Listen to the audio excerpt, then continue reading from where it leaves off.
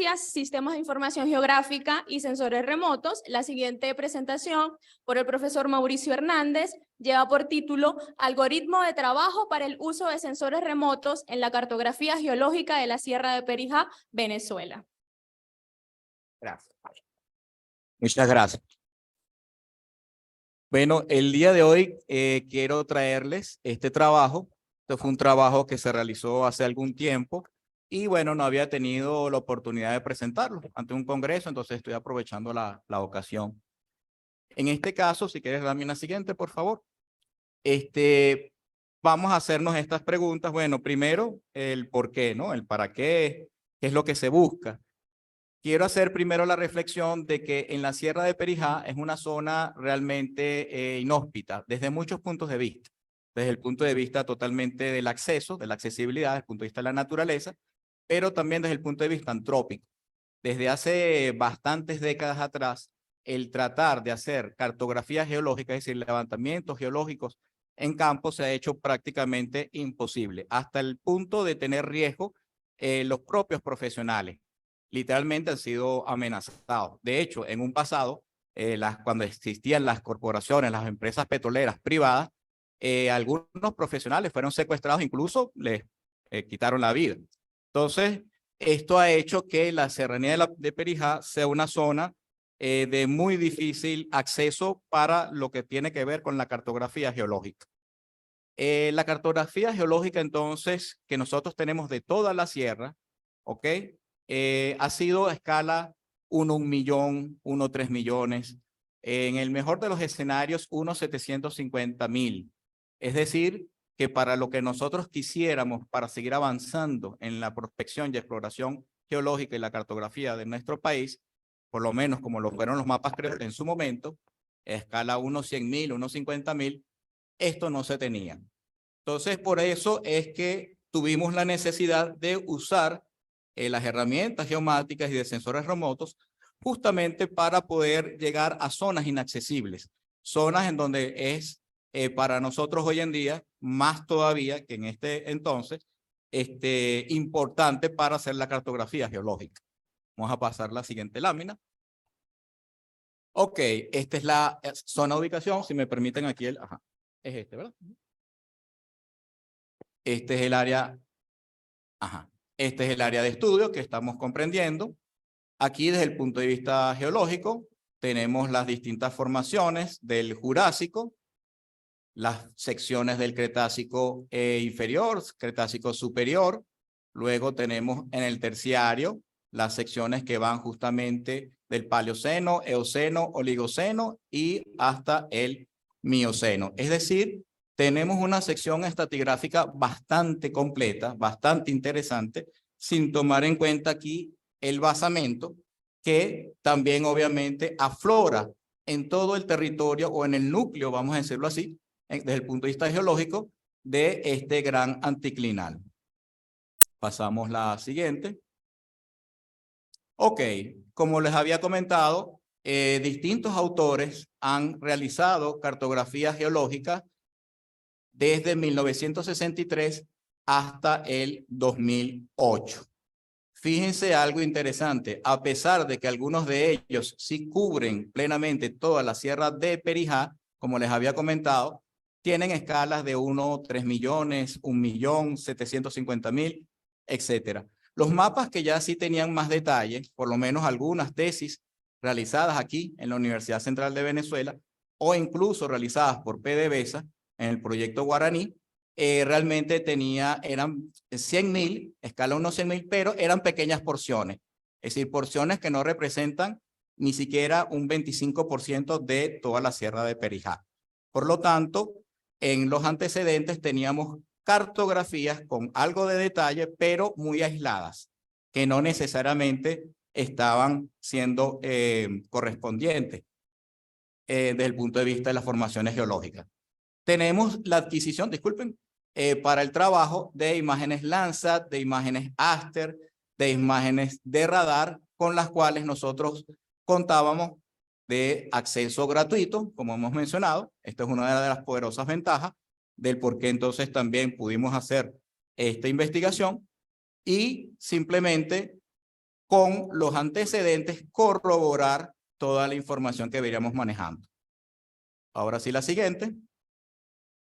A grosso modo, la metodología consistió en hacer dos frentes desde el punto de vista de los sensores remotos. Uno, lo que tiene que ver con la parte estructural, es decir, a través de las imágenes de radar, nosotros generalmente vemos las estructuras, entiéndase fallas, pliegues, orientaciones de las estratigrafías, de las capas, y con las imágenes, los sensores ópticos, es que vemos, entre comillas, litologías, ¿ok?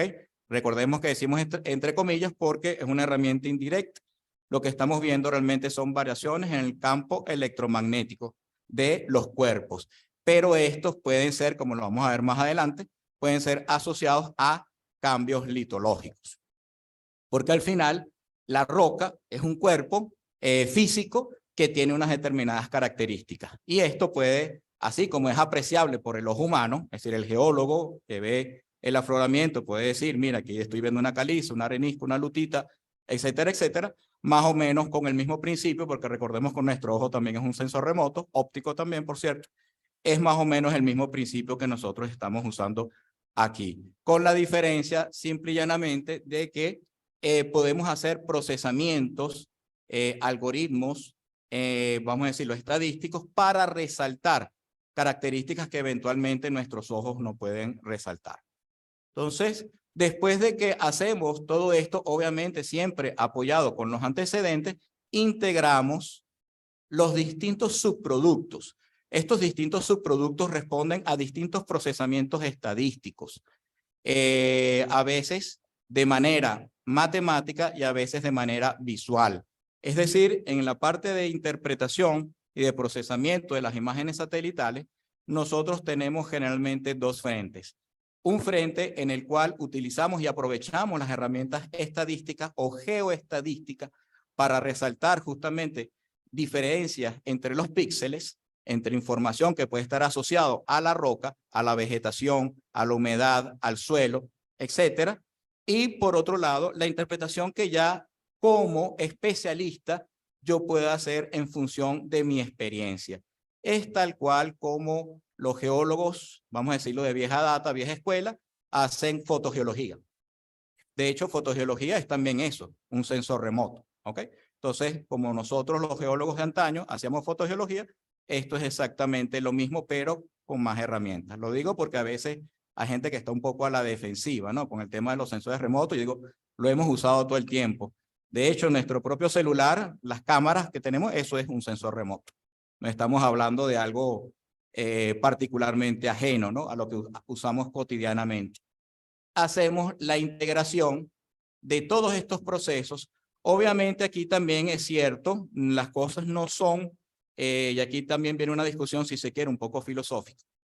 Nosotros queremos a veces, tenemos una concepción un poco positivista de la ciencia, y la geociencia no puede ser concebida así. Es decir, que yo aprieto 3 botones y tengo un resultado, ¿ok? ¿Qué ocurre? Realmente en este proceso, y por eso me gusta hacer la correlación para los que son geólogos con fotogeología, yo tengo datos, por ejemplo, drenaje, curvas de nivel, fallas, estructuras, litología, y vuelvo a ver el drenaje, vuelvo a ver las curvas de nivel, vuelvo a ver las pendientes, vuelvo a ver otra vez. Entonces es un proceso que se retroalimenta, que es transdisciplinario, multidisciplinario, es decir, toma varias variables de manera holística, de manera hermenéutica, y aparte también es cíclico, es decir, yo en el tiempo estoy retomando una y otra vez, volviendo a ver atrás el dato crudo, el dato original y otra vez el dato interpretativo. ¿Okay? Esto es un proceso que siempre me gusta concientizar, porque a veces nos generamos modelos demasiado optimistas que terminan más bien desilusionando al geólogo. Pasamos a la siguiente. Aquí vemos parte de estos productos desde el punto de vista estructural, aprovechando los modelos de elevación digital de terreno, el DEM, las imágenes de radar. Aquí se ve es una estructura, por lo menos de corrimiento, bastante claro. Aquí esto es un valle de lutítico, aquí se ve la dirección de las capas, fácilmente las estructuras en A. Pasamos a la siguiente. Ok, y este es otro punto muy interesante que les quiero compartir. Cuando nosotros usamos mucho de los algoritmos que estamos ya cansados de ver también en la literatura, desde el punto de vista, vamos a decirlo, de la clasificación supervisada, de la clasificación no supervisada, no es de extrañar, y tiene que ver un poco con la pericia del intérprete, no es de extrañar que la clasificación no supervisada a veces genera mejores resultados que la clasificación supervisada. Y esto generalmente desmotiva a muchos de los intérpretes. Y uno se pregunta, ¿cómo es posible que si yo estoy controlando el dato, estoy controlando la semilla al cual estoy entrenando el programa, tengo más errores a que yo le haya dicho al programa, son 18 clases y aprieto el botón? Esto es muy fácil, es muy común que ocurra. Entonces, lamentablemente es porque no sabemos escoger bien esas semillas. Esa sería, en pocas palabras, la respuesta. Y aquí, lamentablemente, hay un tema también que tiene que ver con experiencia. Sin embargo, como queremos hacer un método y queremos tratar de superar esa experticia, es decir, no les puedo decir, no, hasta que no tengan 10 años de experiencia no lo pueden hacer. Eso no sería una respuesta correcta. Entonces, lo que hicimos fue cambiar la metodología, es decir, utilizar semillas de manera sistémica, de manera sistematizada, equidistante, lo más equidistante posible, en donde yo voy a tomar la semilla caiga donde caiga. Es decir, yo no sé qué es eso, pero lo tengo que averiguar, ¿ok? Y en este sentido, como habrán intuido, si estamos viendo que estas imágenes tienen 30 metros de píxel, realmente vamos a tener semillas híbridas, ¿ok? Y este es el concepto que está rompiendo el paradigma de nuevo positivista, es decir, de lo que es un dato en particular. Entonces, al tener semillas híbridas, obviamente, por un lado, se complica el escenario porque estamos hablando de varias variables al mismo tiempo que tengo que luego organizar y agrupar, ¿ok? Y comprender, pero por otro lado, que es lo que les traigo justamente el día de hoy, me va a dar una poderosa ventaja. Es decir, de alguna manera voy a tratar de pseudo neutralizar la experiencia de repente 20 años, 15 años que tiene el ojo ya del profesional entrenado. Entonces aquí vamos a decirlo a una persona que está comenzando con tomar estas semillas de manera equidistante, él está obligándose a generar semillas híbridas. Luego de esto vamos a tener, fíjense, 3 grandes agrupaciones. Bueno, aquí en este caso tenemos todo lo que está asociado con semillas mezcladas con nubes, semillas que están mezcladas con otras características de repente antrópicas y todas las que sí caen dentro del rango de lo litológico o de lo geológico. Vamos a pasar, aquí disculpen, después estas son las distintas clases o categorías que fueron definidas. Vamos a pasar a la siguiente. Y fíjense el resultado en este escenario, ahora sí me generó una clasificación supervisada que es mucho mejor que la clasificación no supervisada. ¿Ok? Aquí entonces ya uno empieza a contentarse de que entonces empieza a creer un poquito más en la herramienta. Como comentario adicional, creo que es justo que hagamos también otra cosa que intuitivamente hicieron los geólogos cuando estuvieron en campo y nombraron todas estas formaciones rocosas. Es decir, ellos trabajaban en binomios. Ellos veían un paquete de roca competente y un paquete de roca blanda. Entonces decían, bueno, a partir de aquí esta es una formación y a partir de aquí esta es otra formación y punto. Y así fueron haciendo, ¿ok? De manera intuitiva lo hicieron así los geólogos, diferenciando cosas de manera macro. Exactamente lo mismo, nosotros podemos operarlo aquí también, utilizando la misma lógica dialéctica. De nuevo, no la visión clásica positivista, esto es así, sino comparándolo dialécticamente con binomios. Entonces, cuando yo lo veo de esta manera, de manera dialéctica con binomios, aquí yo sí puedo entonces discriminar muy fácilmente los distintos pares de formaciones, ¿ok? Esto es una gran ventaja que de nuevo al inexperto que está incursionando en este mundo le va a ayudar para poder avanzar. Porque si no va a ser muy difícil decir, mira, esta formación exactamente se comporta así. No, velo como un contraste entre 2 formaciones y allí sí vas a poder marcar entonces el límite, el contacto entre las diferencias de las formaciones. Pasamos a la siguiente. Y aquí ya vemos algunos resultados de las ventajas de cómo, por ejemplo, con estudios previos y con esta metodología que estamos trayendo, se mejora considerablemente, fíjense trabajando aquí con binomios, la cartografía geológica. Aquí podemos ver, en este caso es bastante fuerte la diferencia, podemos tener bastante grado de resolución, fíjense acá. Entonces, En pocas palabras, las ventajas son apreciables a la vista. Seguimos avanzando. Ok, entre los puntos ya finales, como en comentario, de esta metodología viene obviamente la pregunta clásica. Bueno, ¿qué tan eficiente es esto? ¿Ok? ¿Que esto que tú me estás trayendo realmente es confiable? Fíjense, ¿qué hicimos nosotros? Obviamente nos guardamos algunas haces bajo la manga, es decir, algunos mapas geológicos que sí tenían cierto grado de detalle, por lo menos 100.000, para contrastar con el producto final. Entonces, cuando hicimos esta comparación, nos dimos cuenta que aproximadamente el mapa generado por esta clasificación supervisada tiene un 85% de eficiencia. En pocas palabras, ¿qué quiero decir yo con esto? Siempre va a haber alguien que les va a decir hay que ir a campo, y es verdad. Yo también soy geólogo de campo, para terminar de amarrar ese 15% que falta. Pero el decir que con apenas pocas semanas y de manera prácticamente gratuita ya yo genere el 85% del trabajo es una gran ventaja. Entonces, ¿es despreciable o no es despreciable? Obviamente hay que tomarlo en cuenta. Y en aquellas zonas en donde nosotros tengamos de repente alguna duda o alguna consideración, entonces voy para allá a campo. Entonces no es lo mismo levantar en campo toda la Sierra de Perijá que puntualmente buscar este 15%. Eso es todo. Gracias.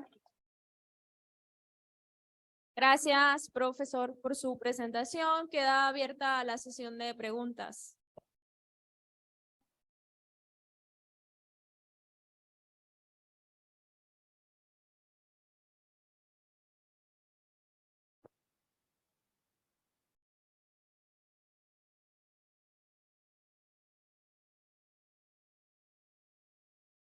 Excelente. Encantada, de verdad. Más bien quisiera pues felicitarte.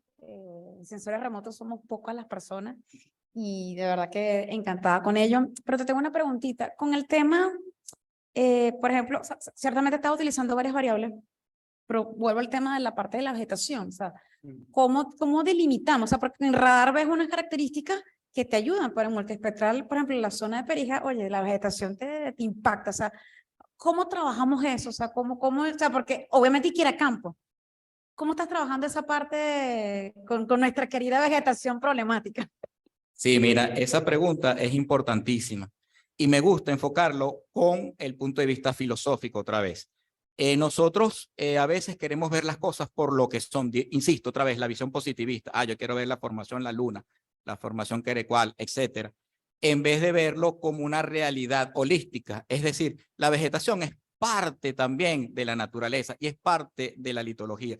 De hecho, estaba comentando con los muchachos hace rato en el almuerzo que hay muchos geólogos de antaño que ellos simplemente viendo ciertos tipos de vegetación ya te reconocían, mira que esto es una caliza, aquí estamos viendo menes, aquí pueden haber incluso fracturas porque se organizan de manera lineal cierto tipo de palmas. Aquí podemos ver incluso plantas específicas que crecen en donde hay kimberlitas, y eso también se ha estudiado.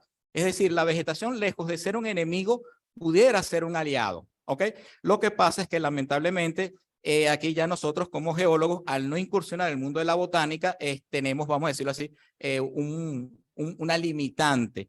Pero mi invitación sería a que más bien en este tipo de proyectos contrata al botánico, involúcralo en el proyecto y en una misma mesa, de manera transdisciplinaria, sentarse y tomar decisiones. Para mí esa sería la respuesta.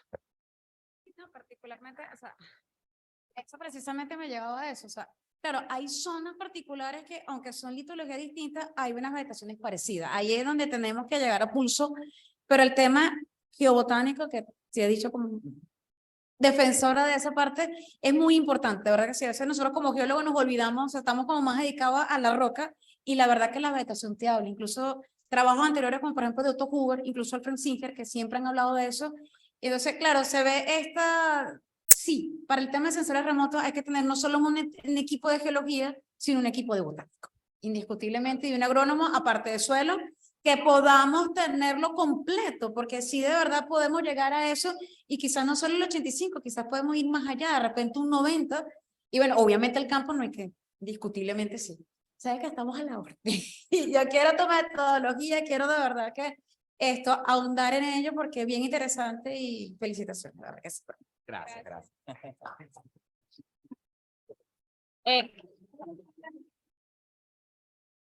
¿Cuál es la menor escala a la que ha llegado?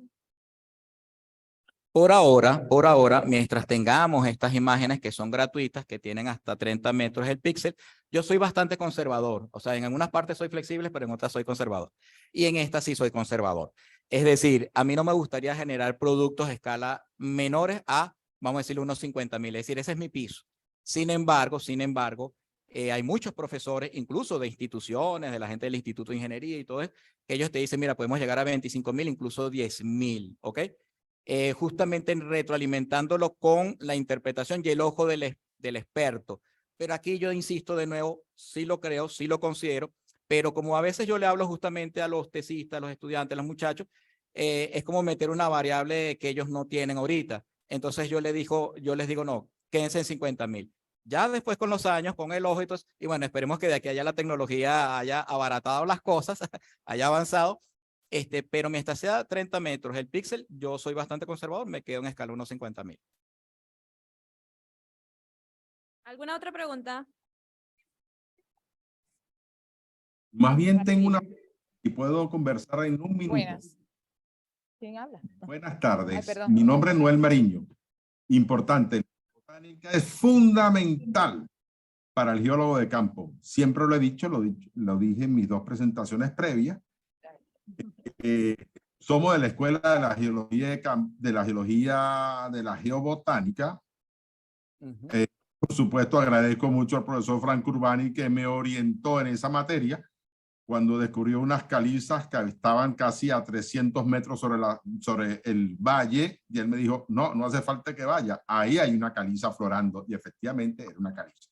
Entonces, a partir de allí se utilizó, y en varios elementos escritos, he sugerido, por supuesto, esto es importante, sugerir, que puede ser incorporada esa materia a la parte de seminario, 1, 2, 3 seminarios con respecto a geobotánica. Ayuda mucho en campo y caramba, yo creo que hay que adaptarse a los nuevos tiempos, así como a la geomática del compañero. Seguro. Gracias.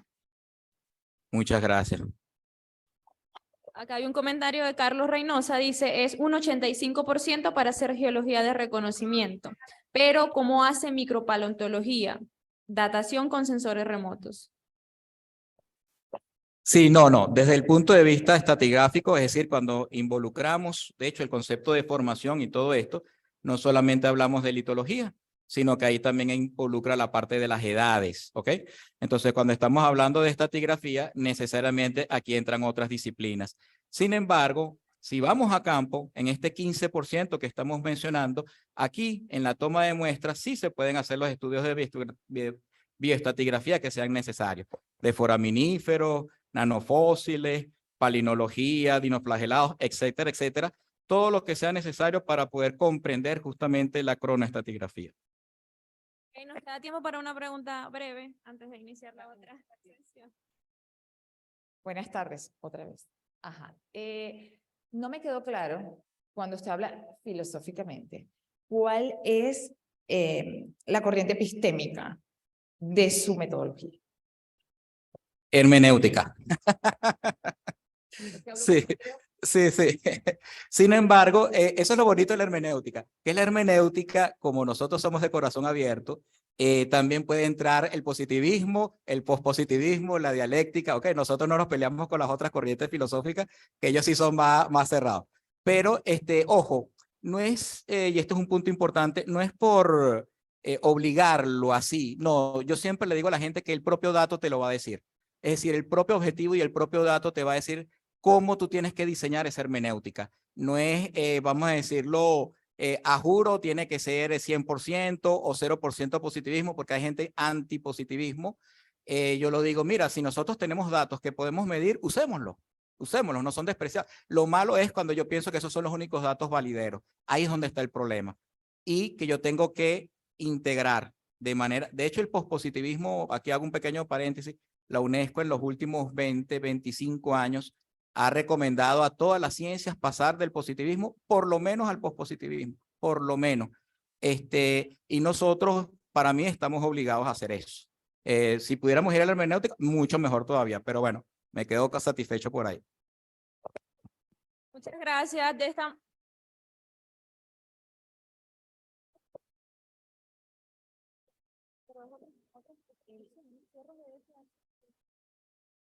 Muchas gracias. De esta forma cerramos el área de geodesia, sensores remotos y sistemas de información geográfica. Gracias a todos por participar y acompañarnos.